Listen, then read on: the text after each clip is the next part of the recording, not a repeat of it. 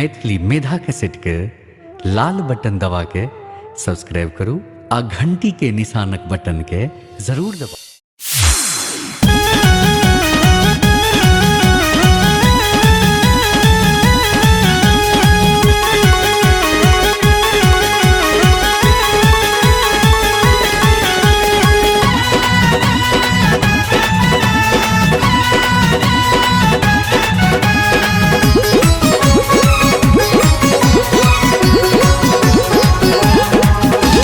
शिव त्रिपुरारी के ने बस हसवारी एला मैना के दुआर अंगना।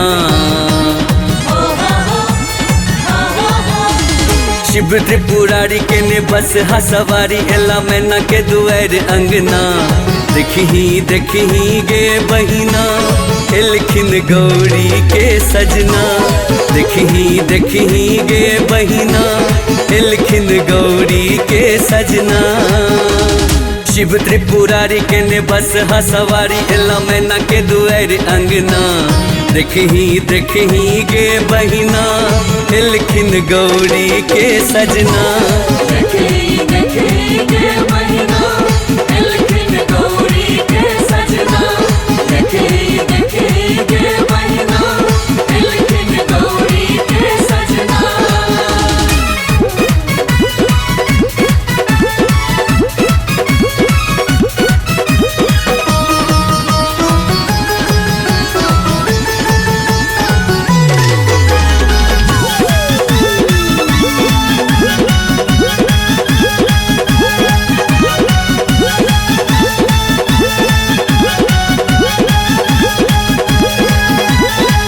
अद्भुत रूप बनौने भोला एला ससुरारी।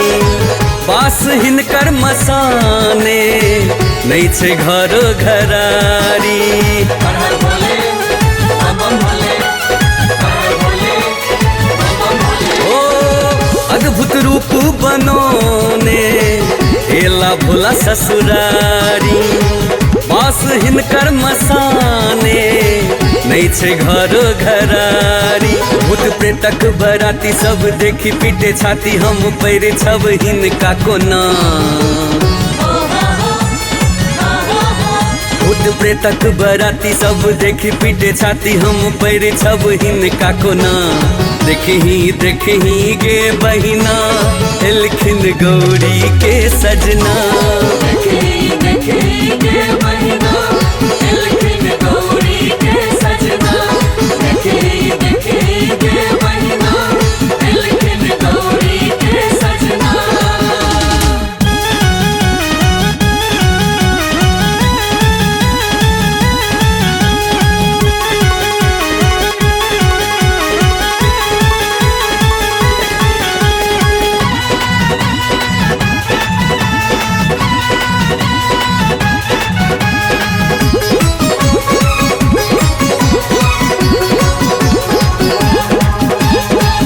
इत भी करैया चर्चा देखू सब नर नारी। गौरी ले देखू विधना केलन जुलुम केहन भारी। हर भोले बम बम भोले, हर भोले बम बम भोले। हाँ इत भी करैया चर्चा देखू सब नर नारी। गौरी ले देखू विधना केलन जुलुम केहन भारी। छठ गौरी बेचारी मोर धिया सुकुमारी। ठग लेलन नारद बभना। छठ गौरी बेचारी मोर धिया सुकुमारी। ठग लेलन नारद बभना। देखी गे बहिना एलखिन गौरी के सजना। देखी गे बहिना एलखिन गौरी के सजना। देखी गे बहिना एलखिन गौरी के सजना।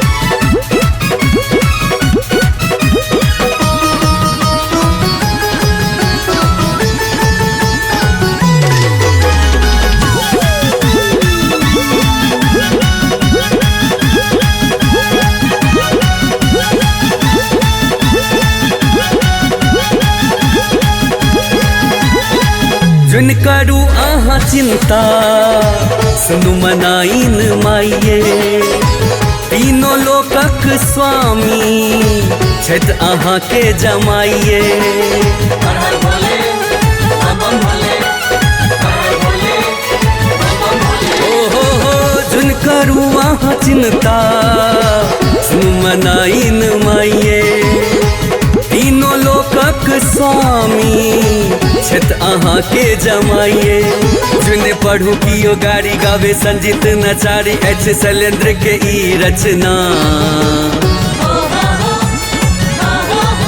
जुने पढ़ू कियो गाड़ी गावे संजीत नचारी एच शैलेंद्र के ई रचना देखही गे बहिना एलखिन गौरी के सजना देखी गे महीना एलखिन गौरी के सजना देखी गे महीना एलखिन गौरी के सजना शिव त्रिपुरारी के ने बस हसवारी एला मैना के दुआर अंगना देखही गे बहिना एलखिन गौरी के सजना देखी गे महीना